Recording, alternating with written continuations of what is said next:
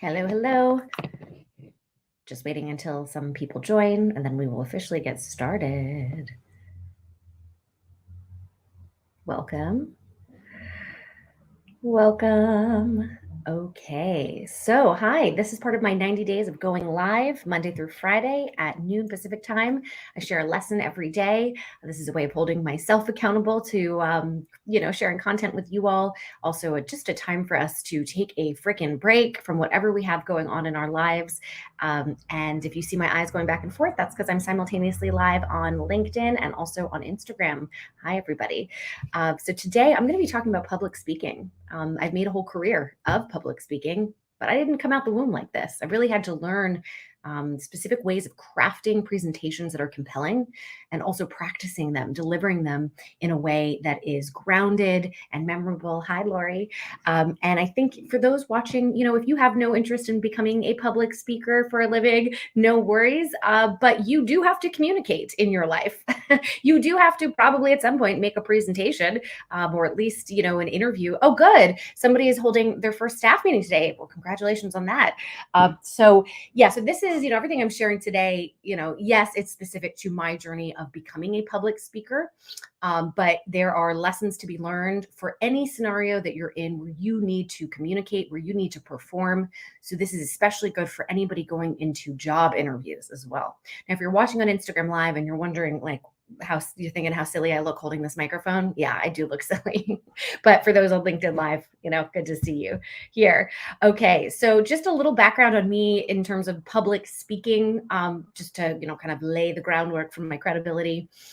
I've spoken at Harvard and Yale multiple times, did not get into either of those schools when I applied undergrad. I've spoken at NASA twice. I've spoken at Facebook twice. Every major tech company I've spoken at. You name the company, I've probably spoken there. Every major bank. I'm just really honored to say that for most of the companies I've spoken at, most of the colleges and the conferences, I get asked back. So I feel confident in sharing with you how I've been able to deliver such good speeches because I know they were good from the feedback that I got. However, I also want to be able to just let y'all know I did not start my career this way. In fact, I didn't really start getting in front of the microphone until about 2016. I was always the person writing the speeches for my bosses. Okay. And when I started Ladies Get Paid in 2016, I wasn't even, I wasn't getting on the mic to give a speech. I was really there more in like an MC capacity. And to be honest, to this day, I actually still feel more comfortable being a moderator than of a panel than being on the panel itself, which might be a control thing. Good to see everybody joining. Talking about public speaking here today and how we can improve our skills. So over time, I really had to learn, what does it take to captivate a crowd? And some people may be thinking, well, Claire, you're kind of just sort of naturally good at this. And yes, that's true. I won the high school drama award, which my wife is sick of me telling her, which is now a joke. So I did have a theater background. I do think some people are born with a natural gift of communication. However, it is absolutely categorically a skill that you can and need to learn. Anybody can develop their public speaking skills. Okay. So don't look at me like, well, Claire, you just naturally are good at this and that's why you do it. No, I have it as a, foundation, but I did have to, over time, really develop a method in which I now use to give my talks. Okay. And so I do want to just lay that groundwork. Okay. So I want to just talk about a few things. Crafting the talk. So what does it take to actually put together a speech? Practicing. Some things to remember when you practice, and then the day of, how do you deal with your nerves? And not just deal with your nerves, but how could we maybe even turn that kind of nervous adrenaline into energy and focus? Because I have to tell you, I'm kind of at the point now where if I don't get nervous before a speech, I notice that I'm actually not as good when I give the speech because I didn't have as much energy and focus as I do when I get anxious. Okay, but let's talk about crafting the talk. Where do I begin here? I work backwards from how I want the audience to feel when they leave my talk, because it's not about just sharing information. There's that cliche, information is power. I actually think it's how we feel about the information. So it's not just when you give a talk that you're, giving people things they could Google. It's walking them through a journey where you're acknowledging how they might feel about the information you're giving them in that presentation. And so part of imagining how you want them to feel is imagining, well, who are these people anyway? I mean, I literally before a talk, I close my eyes and I really try to get into like the body, into the persona of the person sitting in the audience. And again, for those who are watching, going, Claire, I'm not a public speaker. I'm never going to be. I have no interest. Doesn't matter. I want you to do this for meetings too. When you give a presentation to your boss or to, somebody here said she's going to be hosting a staff meeting. Imagine the person sitting in the room and all of the nerves that they might have. And same thing with, as you give your talk, when you're crafting all of your slides, imagining what that person's kind of reticence or resistance to what you're saying might be. How can you bring them on a journey with you so that they really feel empowered in what you're saying, that they then want to take action? And so after I imagine, okay, who is this person and how do I want them to feel? Maybe how they are feeling when they walk into the talk, and then kind of where I want them, they're starting at a place of, oh, I'm not sure who this person is. I maybe have some insecurities about this. Well, I have to establish my credibility off the bat. And I got to tell you, you don't really do that by just listing off your bio. In fact, that can actually make people feel quite intimidated by you. If you say, oh, I've, spoken at all these places and all of my credentials, I mean, of course, we all want to express our bios and we should, but I think we need to demonstrate that we get their problem, that we have relatability. And I think a wonderful way to express that in a talk right off the bat is by demonstrating your humanity. You can do this in so many different ways. For example, I have a picture now that I use of me as a little kid. So I have, my professional shot of me in like a pink blazer. And then right behind is me as a little kid with like a little baseball cap. And then I make a joke about how, when my wife saw that picture, she said, why did it take you so long to come out as a lesbian? Right? That's another thing. When you're giving a presentation, if you can try to make a joke as quickly as possible, again, establishing your humanity, your humility, your relatability. Okay. And if the joke doesn't go well, you can then make a joke about that. Right. And again, this is going to look different for different people. I'm not saying you now have to act like another person. I mean, still stay within kind of the boundaries of your own personality. But first impressions, guys, those are so important when you're giving a talk. I would say even the first and the last part of your presentation might be the most important part, okay? After I've established some sort of credibility, both, yes, within my bio, but also that I understand them, I understand their issue, I then tell them exactly what are they going to learn in this presentation. Because you don't want people guessing. People want to feel taken care of. They want to feel safe. And so I give an overview of here's what we're going to be discussing today. And here are my goals, and the takeaways that I hope that you have coming out of this. And all throughout the presentation, I make sure to really keep it within that structure, having those introductory slides, that are associated with each part that I established in the beginning. That way you can, people can feel comfortable to just sort of get absorbed with the stories of the things that you're saying. So again, framework, overview, credibility, relatability. All very important to establish at the beginning of your speech. Okay. I also like to involve people early on. By the way, I've just realized now I'm giving away all my secrets of how I give talks. So when you see me give a presentation, you're going to now know, oh, okay, this is a thing that Claire does. That's okay. I want you all to succeed like in the way that I have as a public speaker. All right. So I involve people early on because I think about what do I not like when I'm listening to somebody else give a talk? It's passive, right? It's boring, or it can be.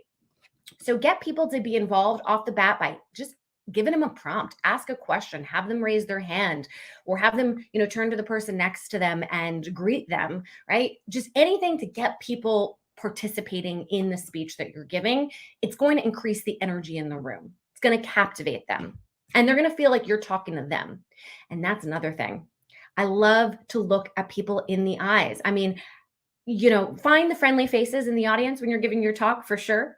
But if you can try to make that real eye contact with real people, it's going to go a long way. All right. Now, another part I think is so important when you are giving a speech or giving any kind of presentation. The transitions between your slides are just as important as what's on the slides. So when you practice, really try to figure out how are you going to get them from point, slide A to slide B without saying, next slide. All right. Because that's breaking up the energy. You want to bring them on a journey where they are just wholly captivated in you and your message. And if you have these slides act as kind of these separate entities, then you're really hurting your ability to build momentum, right? It's like you keep interrupting yourself in your own story. So again, depending on what it is that you're giving as a presentation, it's going to look different for you, but see how you can play with the transitions. And I can give a few examples about that just right now. So, for example, here, I'll be telling, I'll be bringing some, I'll telling a story about something, and then I might stop and say, but wait, do you believe that you are worthy of this? So your transition could look like an interjection to your own story where you pose a question to the group or have everybody reflect on it, right? So it could look different depending on what it is that you're talking about. But point being, you are getting from one part of your presentation to the next in a way that is still bringing people on the journey as opposed to next slide. Okay. And another thing, and I mentioned this a bit earlier about resistance, but I really do try to drill down into each slide. If somebody were sitting there watching the slide, what issues might they have with the journey that I'm taking them on? So where, I'm almost imagining like the most skeptical audience member where they're like, that's a bit bullshitty. Or, oh, is that true? Or, I don't know if I believe that. Or that's not my experience, right? This is where sometimes being an anxious person is not a bad thing because you can really kind of integrate into your presentation, into your work, proactively speak to the resistance that the audience might have. And that has helped me be a much stronger educator because I look at it and I go, you know what? I need to show some evidence. And that doesn't mean that you make your presentation longer. This could be easily done with, a footnote or a visual, or, you'll figure out kind of how it makes sense on the presentation itself. Because oftentimes you don't want to say everything on your slides. Like let the slides speak for themselves. And the speech that you give is the complement to what is on the slide. Okay. Because everyone can just read what's on your slide on their own time. Why show up to an actual presentation versus looking at this on their computer at home? So that doesn't mean you don't, sometimes I do read everything that's on a slide, but don't feel obligated. But again, thinking about the resistance, the objections somebody might have to what you were presenting, if you can proactively speak to that, whether it's through the presentation, through the speech you're giving or the visuals. Okay, but when you practice, this is so, so important. Pacing is everything. If you read a transcript of a talk, it is so different from listening to the actual talk. And take that to the next level. How about watching the talk, body language? Even me here right now, I'm using my hands. I'm emphasizing certain words, right? I'm being engaging, all these things. Like there could be another person who says everything that I say, but in a monotone voice. Are you going to be listening to them? Well, actually, I don't know how many of you listen to me because I do see people leaving the Instagram live. So, but point being, pacing is so important. That means also pauses. Really pay attention in the presentation, in the preparation of the presentation. Really map out where you want to take pauses, whether it is between sentences or even within a sentence. What words do you want to emphasize? Where do you want people to focus? And handwrite it out. This, again, I'm just sharing what's worked for me as a public speaker, but I have found in handwriting out these speeches, first and foremost, it helps me learn them. I never try to memorize point blank. I think that adds way too much pressure, actually. And you don't want people to feel like you're just sort of reading off a speech, even if it's in your mind. But handwriting out, there's something about that kind of like brain, body, paper connection that just solidifies the message for me. And I also am able to really see where to cut the fat, so to speak, and also underlining where to make pauses, where to, have emphasis. The pacing is so important. Okay. Now, if you're wondering, how do I need to memorize the speech in I really, really want to be prepared. I don't want to read it off. Well, first and foremost, I mean, your slides should be kind of like your triggers, right? Whatever you see on the slide, that should be the indicator to you of what you should say next. So I have found I really don't even need a piece of paper in front of me. I'm just using my slides. But if you feel uncomfortable without having notes, totally get it. What I encourage you to do is handwrite out your entire speech, then put labels on different sections, and then maybe you end up just keeping the labels and a few bullet points, and that's it. There is a danger, I think, in trying to get up there and reading an entire speech out loud because then you're just not going to trust yourself. Even if you've practiced, just the act of having a speech in front of you, you're going to be nervous the day of. And chances are you may just say, F it, I'm going to just read the speech in front of me. I'm not even going to try. And that's just such a less compelling experience for the audience. So again, I just really encourage you as you are crafting your speech and practicing it, if you could just have some clues, labels on those different themes and just go off of that. Also, another thing I love to do is practice while dancing around or saying the speech really fast or listening to music or doing it while I walk. Again, there's something about this like physical activity while saying my speech that just solidifies it in my body. It also makes it so that the day of the speech, when I actually can give it in the way that it should be delivered, right, with the correct pacing, I relish it. I enjoy it. Also, you want to practice body language too. So I find bringing the energy to me, that's walking on the stage. I hate to be behind a podium. That just feels so stifling. But also, want to be careful. Pacing is going to make people nervous too, right? So it's a balance of where you're moving your body, but not too much. You're bringing a lot of energy, but it also needs to be very like focused energy. And I honestly believe the only way to actually get good at this stuff is by doing it over and over again. But as you do it over and over again, to not do it through the lens of that damn cliche of practice makes perfect. You know why?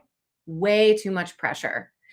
You're experimenting. Every time that I give a talk, I really challenge myself to learn a new thing about giving a talk, whether it's about my process, about the experience, about the audience.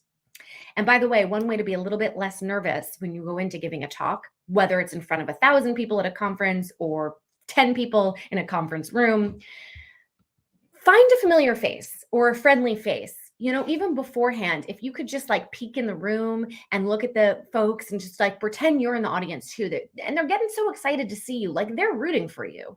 Nobody goes into an audience hoping that the person they watch fails. So we, as the people performing, may be very nervous about messing up, but when you think of all those people rooting for you, we have them on our side. This brings me so much courage. They're so excited to learn from you. And that's the other thing is if you can tie your speech, again, it doesn't have to be a motivational speech, this could just be a staff meeting, but if you can tie it to the higher purpose of making people feel connected to themselves and to each other, this is a great opportunity. Listen, your talk could be about how much money the company didn't make this past year, right? So in and of it, the topic of itself, maybe it's not so motivational, but you still have this opportunity of a captivated audience who is yearning for connection just by being human beings. You now get to foster community, if only for 5, 10, 30, 60 minutes, however long your talk is. You are the community leader. And that comes with it a great, I don't want to say responsibility, but just really fun opportunity to be that person who gets to make people feel good about themselves and to feel connected. And if you are so nervous, call the elephant out in the room. Listen, the first time that I gave a talk after being at home for basically 2 years, I think all throughout the speech, there were moments where I said, wow, I'm realizing my suit really doesn't fit the way it used to before COVID, or, by the way, guys, if I'm speaking really fast, it's because I am so damn excited to be here and out of my house and out of, obsessed with my cat, who I am now all using a stroller to bring around. Just you can be kind of funny about the process and the experience. And remember, I used the word at the beginning of humanizing, right? People want to feel less alone. And so when you give your talk, if you want to make fun of yourself, right? go for it. Go for it. So don't feel like you need to come up there and be so formal and perfect and prepared, right? Like this audience, they're nervous too. Like they want to feel relaxed. And so by sharing who you are in this talk, in little moments, in the way that I just kind of gave, you're going to find that people will come up to you and say, wow, that was refreshing. That was refreshing. That was memorable. But you're still nervous. And I get that. Guess what? Inside, when you get nervous, it's the fight or flight. Your body doesn't actually know the difference between a saber-toothed tiger and a room full of people waiting to hear your speech. Also, here's the fun fact.